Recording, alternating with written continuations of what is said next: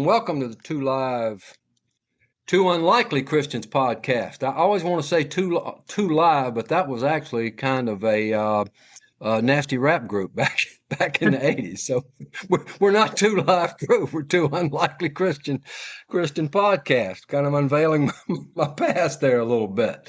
I'm comedian Pat McCool, and now to the brains of our duo, all the way Thank you. across the Atlantic Ocean to somewhere in England, the main man, Richard Turrell. Thanks, Pat. Nice to see you, man. Nice to see you. I'm glad you said that about me being the brains of the operation. It's one of those things I've thought many times, but I'm glad that it's out in the open now. Yeah. I'm very perceptive, and as I told my wife, between your education, all your degrees, and my GED, we're pretty sophisticated and rounded out here with our education. So we're combining here. So Yeah, absolutely. I'm more than happy to assign you the brains of the outfit. And speaking of on the other side of the Atlantic Ocean, we are now up to 8 different countries. We just had Germany checking in with a place called Gießen, Hesse, Germany. We'd like to welcome them in. You ever been to Germany, Rich? I have. I've been to Berlin. Yeah, Been to Berlin? Do you know that I actually lived in Germany? Did you? Oh, what, with your dad's military moving about? Yeah. I lived there when I was 2, but I don't really, when I'm trying to act a little cosmopolitan and international, I don't always say that. So I tell, people are talking, I've been to Rome. Oh, I've been to Rome. I've been to Paris. I've been to, I've been all over Europe. But what I don't tell them that I was 2 years old, and my mother had me wearing a pair of lederhosen, and I looked like a cartoon character. Are there any pictures? Are there pictures, Pat? I do have pictures. Honest to gosh, I will find a picture of me in Germany and I will send it to you. I'll tell you where I get busted is where they'll it's like, have you been to Paris? Oh, I've been to Paris. And I don't tell them I'm 2, and they're like, well, what was your favorite restaurant? Just so I'm a little McDonald's. I don't know. I'm pretty stumped.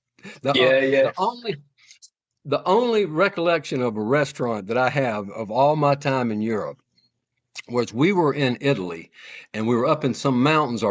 My grandparents had come over, and we were just taking a vacation and up in the mountains, maybe I guess the Alps, whatever they call them. My grandfather, who grew up, was born and raised in Jackson County, Mississippi, Escatawba, Mississippi, about 90 miles south of here. And we have a saying over here, you can take the boy out of Mississippi, but you can't take Mississippi out of the boy. Because my grandfather sat down, and the Italian waiter came up. He spoke in a little broken English. My grandfather couldn't read the menu, and frustratingly, he closes the menu, sets it down, looks up at the waiter, and said, I'll have a bologna sandwich, and Sally here, my grandmother, Sally here will have a milk of magnesia. That was our experience. That was my lasting memory in an Italian restaurant. So, a cultural triumph, Pat. It sounds right. It was. Yeah. Yeah, it definitely was. Although I do think I left my mark in Europe because I was in hospitals in 3 different countries, because once my brother tripped me going upstairs in Holland, and I busted my chin, and that burst open. And then in Italy, I ran in a grocery store. I was trying to tackle my brother, and he did a Spanish bullfighter and just olayed me into the produce section, and that split my head open. And then back in Germany, I once drank a good portion of a bottle of Mr. Clean cleaning fluid, and they had to take me to the hospital and pump me. You know what? We're about to get into this. Inner child. I have no clue. Why? You read my book. Why did I do all this? Why did I do all the others? Oh, the Mr. Clean looked like lemonade. Yeah. Oh, I see. I thought it was like I don't know, like a cry for help or something. Well, I'm 2. I really I don't know. Like, I hadn't really built up a lot of, I hadn't really built, yeah, I'm letting my parents know this life is not working out for me. I can't take the rejection. I'm not getting the love I need. I'm going right down there and I'm yeah. crawling up in the cleaning fluid aisle and I'm down in a bottle of Mr. Clean because they haven't figured out they need to put childproof caps on this yet. And I got about 4 or 5 gulps in me, and then I was having my stomach pumped at a local Do you German not hospital. like if I imagine a 2-year-old drinking a bottle of cleaning fluid, right?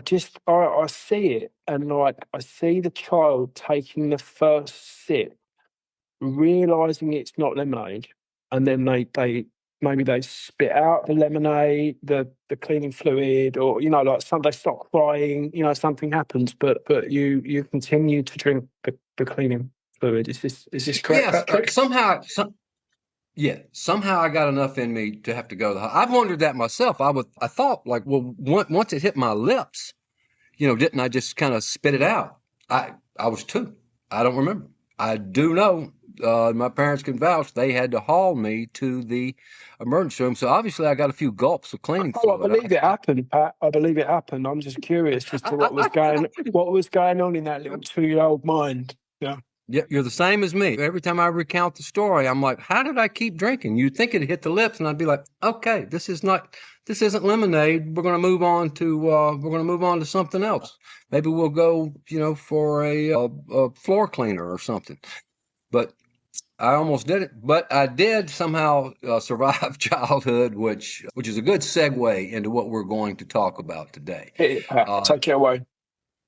your LinkedIn post, and as you know, this is something that I'm very interested in because when you and I first met in our first conversation, when we discovered that we had a passion for helping others, and I told you in addition to comedy, I did public speaking and things. I'd always thought about the people carrying their childhood with them.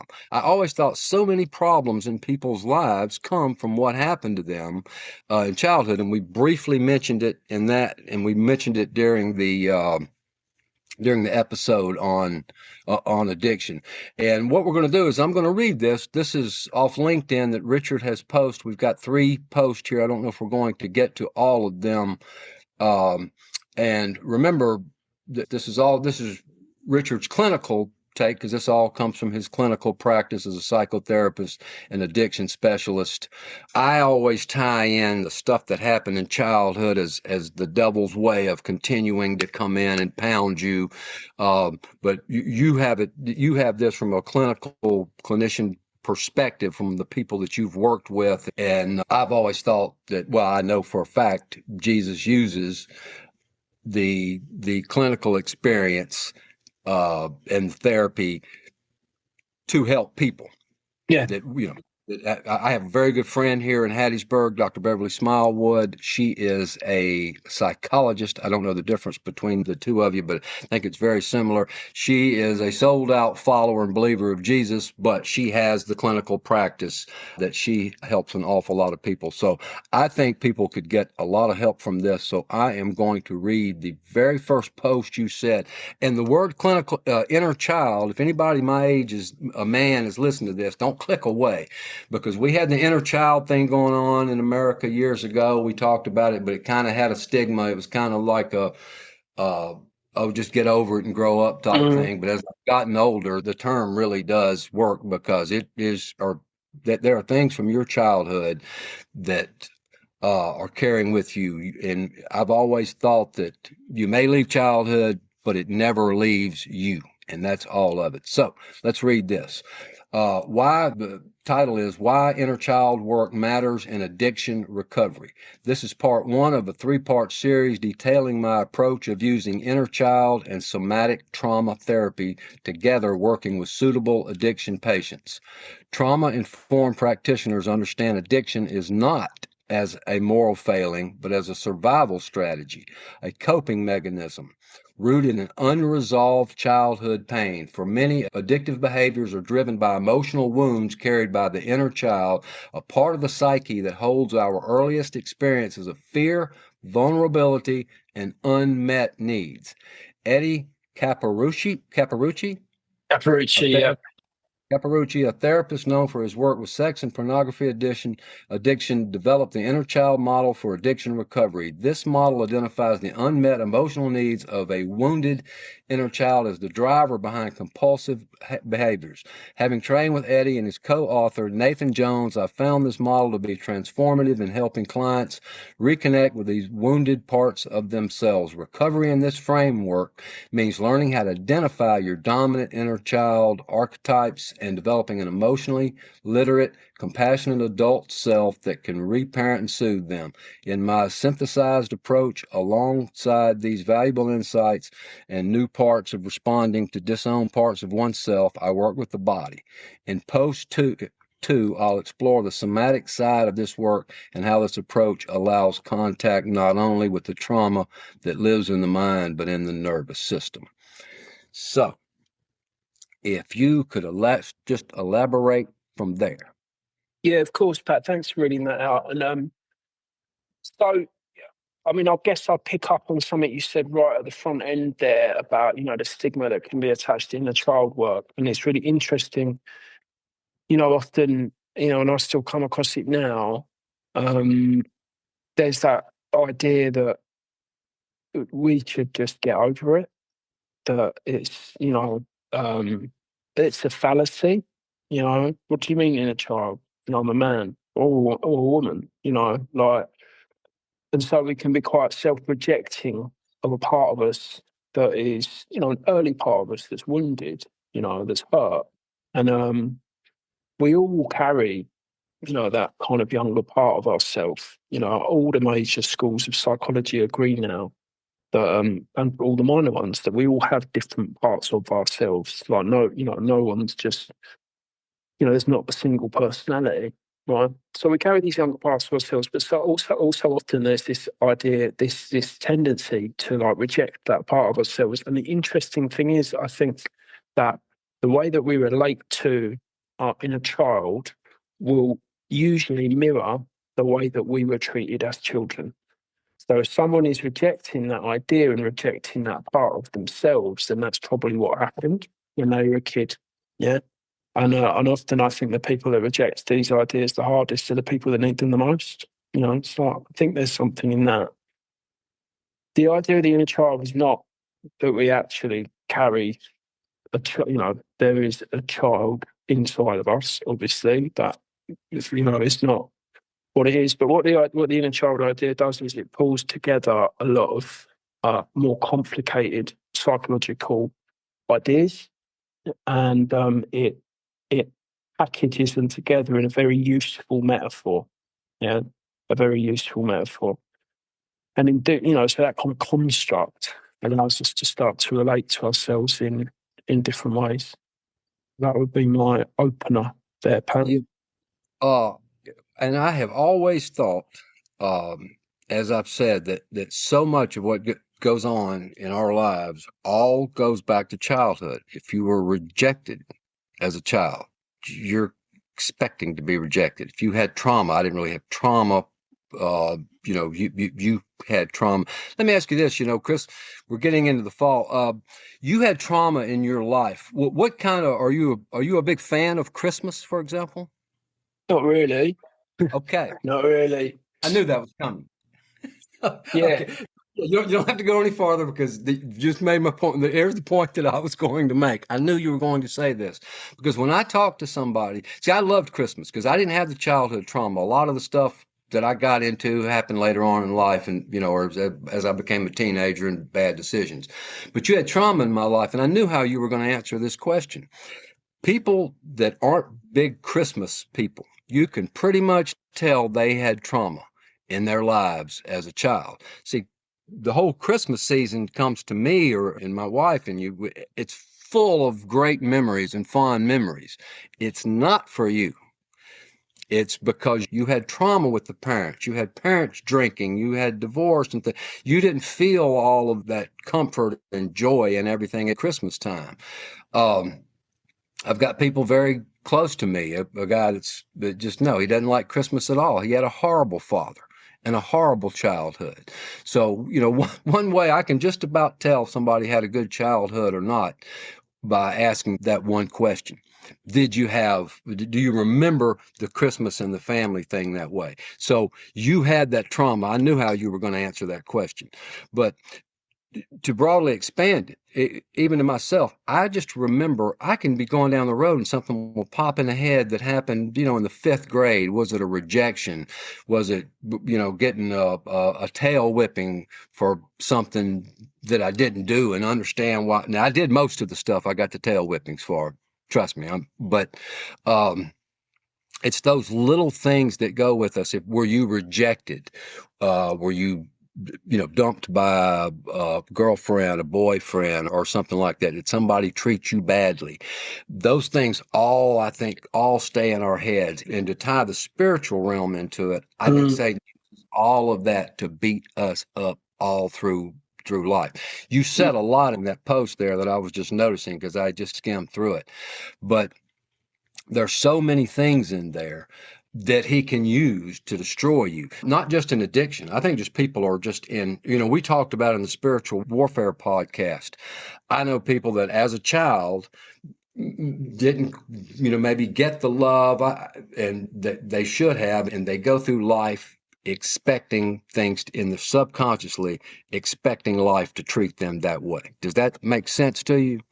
Yeah, of course, man. A lot. I think that, the way I come to understand it since I came to Christ is, those wounds, those childhood wounds, the things that happen, traumas, all of those things, they kind of create the cracks in our psyche that the enemy gets into. I heard a brilliant sermon the other day, and the pastor was saying, he said, not everything, not every negative message you hear about yourself, not every dysfunctional thought, not every, difficult belief is an attack of the enemy. But it might just be that the enemy told you a lie 20 years ago that you still believe now. And I thought that was very powerful. So, yeah, I think, it all joins up somewhere. Look, a debate that I have quite often with Christian friends is this idea that, like, actually, well, like, if we're a new, we're born again, we're saved, we're a new creation, right? So, therefore, everything, is we're washed clean, So, therefore, all past traumas, wounds, difficulties, addictions, compulsions, whatever, like, they're gone. And if they're not gone, then you're not saved. And I think that's really dangerous, actually. I think that sometimes God works through people, and that's the role that clinicians, like therapists like myself, can play. We can help people that need that little bit of extra help, that need some psychological input in order to get freedom from the kind of stuff that we're talking about, Pat. That pain, those fears, those negative beliefs, and the things that people do to escape from them. So yeah, that's what I think about all that. Totally agree with you. That was the old thinking. And I also heard a pastor saying, in the way we were thinking, it used to be, once you become a Christian, once you follow Jesus, we discussed this in spiritual warfare episode, that, everything should be great. Well, if I have a broken arm and I accept Jesus, he's probably going to make it possible for me to get to a doctor and get that broken arm fixed. Yeah, You follow what I'm saying? yeah, It's not 100%. just, Yeah, not just touch my hand and go. It's so much deeper. And I think that's very dangerous thinking. You've accepted Jesus, you're born again, you're saved, and everything should be fine. I know people that are Christians that have killed themselves. That they just, life just tormented them and tormented them. You can listen to the devil. You cannot be following Jesus or not getting the help that you need. I know people that are alcoholics that are sold out followers of Jesus. They attend these meetings. They attend AA meetings constantly. They need that help. They need the therapy. They need the clinical help, the books that you read on it. So I totally agree with that. That is pretty brilliant what he said. It's not all intact, but it could be something that he put in your head that stays with you. My wife and I were having a conversation the other day. I don't even know what it was about. An album, Crosby, Stills, Nash and Young, Four-Way Street. You're a little too young to have the best generation of music, Rich. I don't know what you listen to, but you're right behind the '60s and '70s. Most of it came out of Britain, and I've given you credit for. But I had this great album, and, and we were talking about it. And I was like, yeah, I was playing the song, and I said, yeah, I don't have this anymore because my brother told me his friend broke it. And then I started thinking, I was like, you know what? I bet his friend didn't break it. Mike probably broke it because he was always lying to me. And 10 minutes later, I'm talking about Mike taking my headphones, tearing my headphones up. And I start thinking, and I can feel myself actually thinking about that moment in childhood when my brother was being an abusive brother to me. Uh, and I just think that if that's little stuff like that is always in our head. If you're somebody that maybe was bullied as a child, that was rejected, that was, um, that had failings, had fears as a child, didn't feel love as a child, I think that stays with you for the rest of your life. I think Yeah, you're it 100% does, right? And it doesn't have to, but like you will carry it with you. And like we have all these, and look, to some extent, we're supposed to, like the way that we view the world, the way that we view our place in it, the way that we view others within the world, right? The way that we view ourselves, it's forged in childhood. It's supposed to be. That's where we learn how to, how to engage with the world. Right? But sometimes there's too much adversity, there's too much difficulty, there's too much, things like rejection and abandonment. We all experience that to one degree or another, right? There's nothing exempts us from that. But when there's too much, it gets lodged, it gets stuck, and it causes this kind of psychic pain, this intrapersonal conflict. And then so often for the people that I meet, in my practice, they're the ones who the way they found to cope is through drugs, through addictive sex, through alcohol, through, gambling, whatever it might be, right? Because it somehow soothes the pain. And it's funny because that works different for different people. If you look at heroin addicts, as far as heroin addicts, right, among other things, but heroin addicts, often what was missing was comfort and nurture. Yeah. Because heroin is, there's it's just this, certainly at first, this immense sense of comfort and ease, right? If you look at a cocaine addict, often what they were lacking was stimulation. Yeah.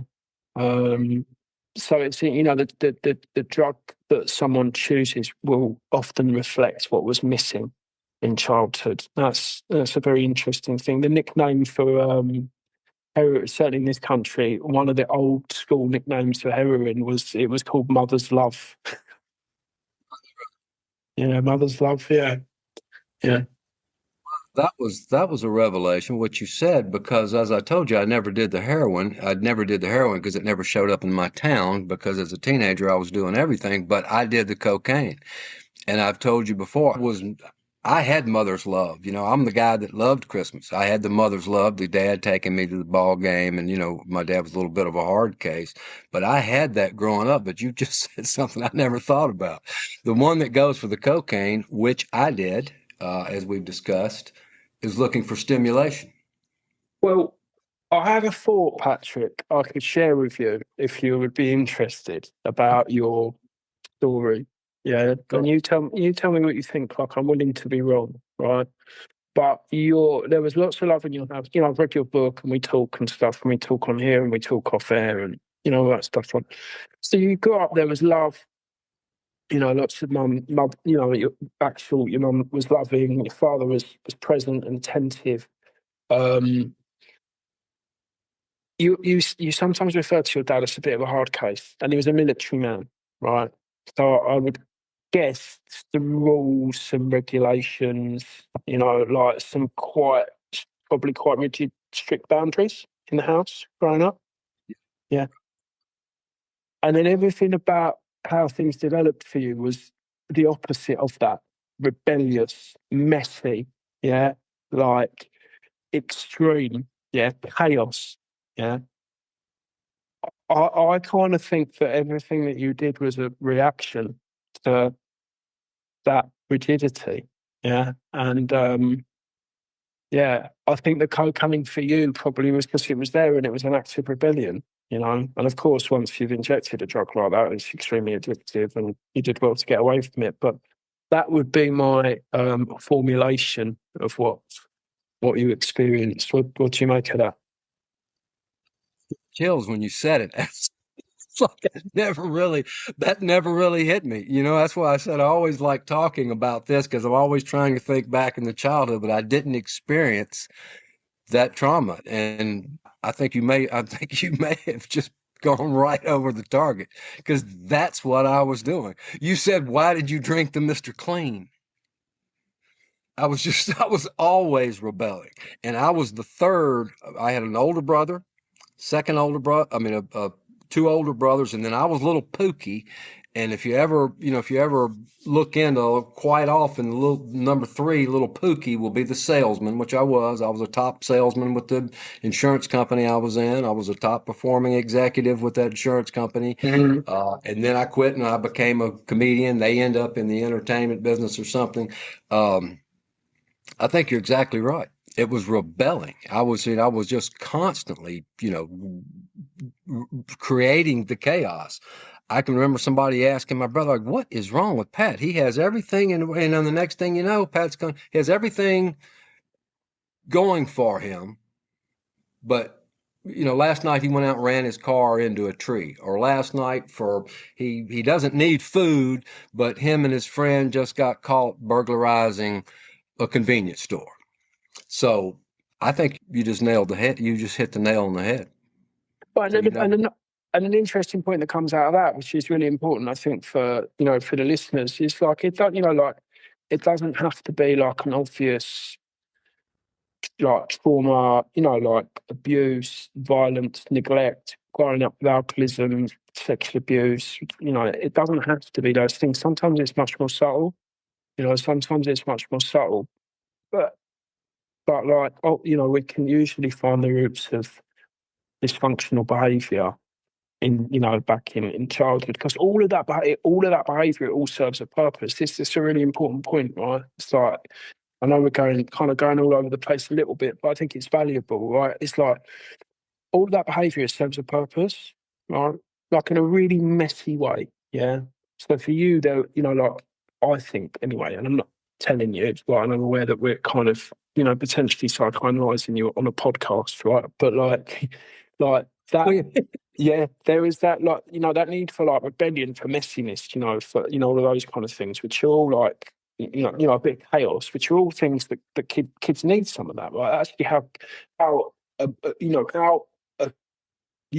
how a boy forms his identity as a man is by starting to push back, yeah, against the boundaries, right, and test them, and where do they lie, and what can I do? So, like, actually, all of your acting out and all of the mad stuff that you got up to, like, it all actually served a purpose. It did it in a way which was horrific, and like dangerous, yeah.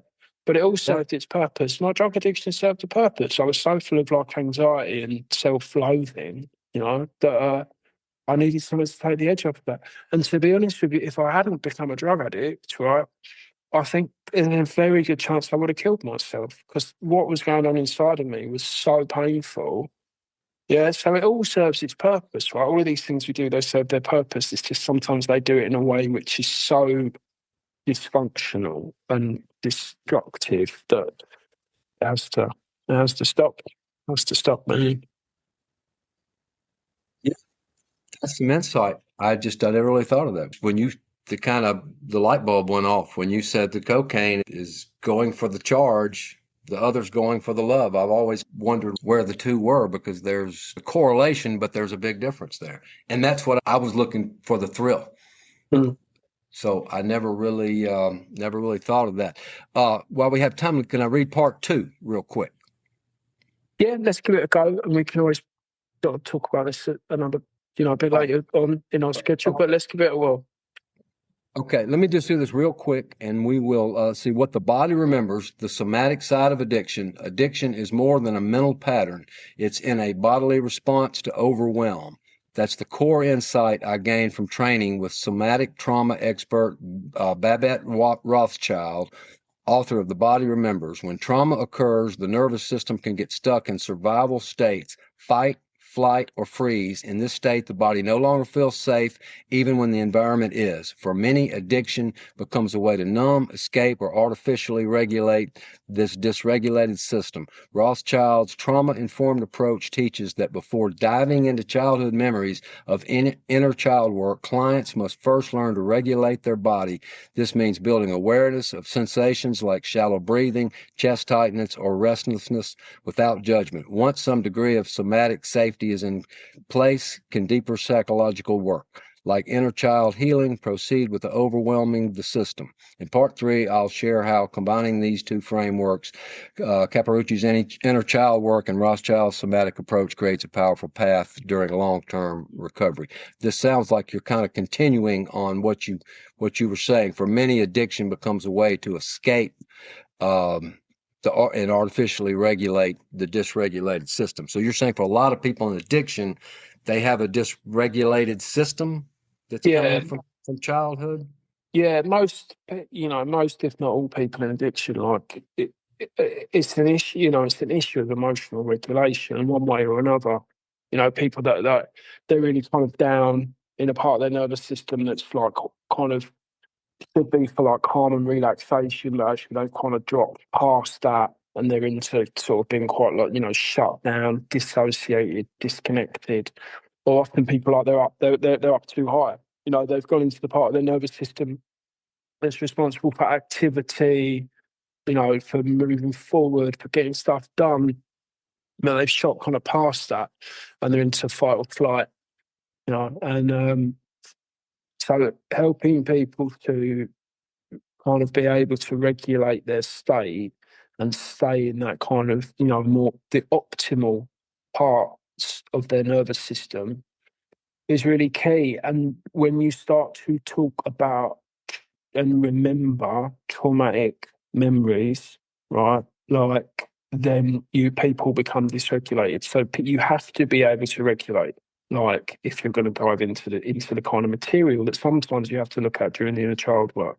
So you have to be able to help people regulate. Otherwise, actually, it just becomes kind of hurtful. It just becomes harmful. So part of the inner child process that I use or, use in the model that I'm talking about there, it is about helping people to start to put like a narrative together of their lives, why they've acted in certain ways, why they've thought in certain ways, why they've felt in certain ways. You know, it doesn't mean reliving every single event. It definitely doesn't need to be that. It shouldn't really be that. But it is about starting to, oh yeah, that relationship with mum, that was like that, and dad was like that, and that left me feeling like this. And actually that how that plays out for me today is that, right? But when you start getting into that kind of territory, it's dysregulated, so you need to be able to help people to regulate, okay, feel that whatever it is that's come up, regulate, regulate, regulate, feel whatever's come up, regulate, regulate, regulate. And then that way you can kind of move through the process, release some of the emotional charge, gain an understanding of the story. Also, you sort of teach people how they can manage their emotional state day to day. And that's where that's a big part of where the magic happens. Do you think, I say this because I know people that are stressed out in life and they're quick to, it could be a woman that's got children and a husband and they always feel like they can't, they're always having to stress to kind of measure up. It goes back to childhood where, the parents were always, or the father was always giving them a hard time or not accepting the way. I'm not saying this correctly. I just think a lot of people that they still react as adults based on what they did as from childhood. It could be from the parents, or I didn't measure up, I guess what I'm trying to say. People that say I didn't measure up, I know people that do that. They've they were told or made to feel like they didn't measure up when they were young, and now that they're old, the same thing is still there. It's like I've got to do this for my husband, I got to do this for my spouse, I've got to always be perfect, because it goes all the way back to childhood, not getting that approval not getting that love and that type of thing. Do you think I'm on to something there? Yeah, I think it's very accurate. Yeah, it's very accurate. Yeah. I mean, look, this stuff comes in, it's been spoken about for years in different ways, core beliefs, internal drivers and injunctions, you can draw on lots of different sort of schools of thoughts. You've got internal family systems now. Um, there's all sorts of lots of different schools of psychology have looked at this in this sort of material with slightly different emphases, with slightly different terminology, with some philosophical differences. I go all the way back to Freud, with the ego and the superego, and Jung with his archetypes, the two like godfathers of modern psychotherapy. But inner child is what we're talking about. And inner child, yeah, it's about how the unconscious mind is impacted by the events of childhood when the personality is forming, and those play out in our adult lives in ways that we're not aware of. And sometimes one of the simplest definitions of therapy, which really captures what it is in a nutshell, is making the unconscious conscious. Because if the unconscious becomes conscious, and all of a sudden we understand why we're acting in certain ways, why we feel in certain ways, why we think in certain ways, then we can do something about it. And if we aren't aware of it, then we can't. We're just kind of caught in the currents and eddies of our underlying psychology, and that can be a very painful place to be. Like the woman who keeps ending up in a relationship with the same man but with a different face. Yeah. Like the person who, regardless of what they achieve, they never ever feel good enough. They always feel like a fraud. They always feel like they're going to get caught out. The person who fears rejection constantly, even though there's no evidence that they are going to be rejected. All of these things can play out again and again and again and again and again, and they can change, life from living to existing or surviving, and that's very sad. I think that's a good way to leave it there. I think you're exactly right. So they keep playing out, they keep creating the reality by what's going on in their subconscious mind, and it's just something that I've always thought that you carry all of that throughout your childhood, Yeah. and you take it out on a lot of people. If you've been rejected, if you were rejected at a young age, you're not going to be as trusting to somebody that might has earned your trust. You're always thinking that could happen to you. Yeah, So absolutely. And I mean, look, one thing I want to say before we end, Pat, is so for me, really, I did a lot of therapy. I did many years of therapy. I continued to struggle long after I got clean. I found Jesus, and coming to faith was almost, it was like the missing ingredient. It was like the missing ingredient, and all of a sudden things fell into place. I got touched, I got healed. I was washed clean, and actually that look, therapy helped, but it was still always a struggle. Meeting Jesus, everything started to change. And the therapies have been a really important part of that picture, and it continues to be a really important part of the picture. But without Jesus, it's like for me, and I often think this: the more troubled amongst us, Pat, yeah, psychology on its own, it will only take you so far. So yeah, this is none of what we're talking about today is an alternative to Jesus, but it is a good add-on. yeah, bringing out that you have a clinical take on what happens in our childhood that I think Satan uses Yeah, over and over to over and constantly over. torment us. And that's what's so interesting to talk to you. You had the physical addiction. Actually, you have provided a free analyzation of me today, because I got chills when you said that. I was like, well, that does make sense. I was one that was searching for this thrill, but I will tell you that because everyone's different. When I became a true follower of Jesus, I was healed. I mean, boom. I started following God. So see, I didn't have that physical addiction. So you and I come from different backgrounds. It changed. I decided I decided I was going to follow God. As you read my book, I became a believer in my mind. That's a whole different episode, becoming a Christian and becoming a real follower of Jesus. But I became a Christian, and all of a sudden, doing the bad stuff, I didn't want to do it. But when I became a follower of Jesus, I was healed from it.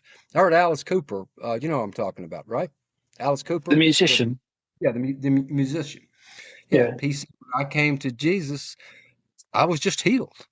And I was myself, but one size doesn't fit all. I know people that are sold out followers of Jesus. They've got to be in these 12 steps.